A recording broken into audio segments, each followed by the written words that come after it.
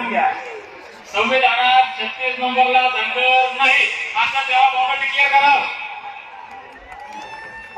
तेव्हा भाऊन असं म्हणावं की मी बारामतीमध्ये आलो, मी धनगर समाजाला खोटं बोललो, मी धनगर समाजाशी खोटं बोललो, मला माफ करा.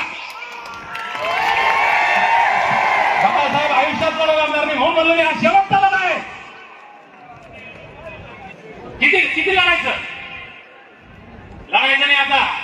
आता इथं सर्टिफिकेट घ्यायचं नाही, घेतलं तर नाम सोडून द्यायचं. शाळा शिकायच्या, ढोरं वळायच्या, हमाल्या करायच्या, कामधंदे करायचे, हे धंदे करायचे नाही. कोणाला पटतंय माझं वाक्य?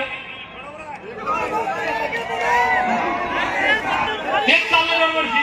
पुन्हा लोक म्हणते इलेक्शन आलं की ह्याला दिसतं. अरे बाबा, इलेक्शन आल्यावरच तुम्ही जमतारे नाही, त्यानंतर जमत नाही. आणि इलेक्शन आल्यावरच राजकारणाला भेव वाटतो तसा वाटत नाही. म्हणून विषय क्लिअर आहे. एकतर त्यांनी सर्टिफिकेट द्यावं, नाहीतर धनगर समाजाची माफी मागावी. खोटं बोललो, विषय संपला.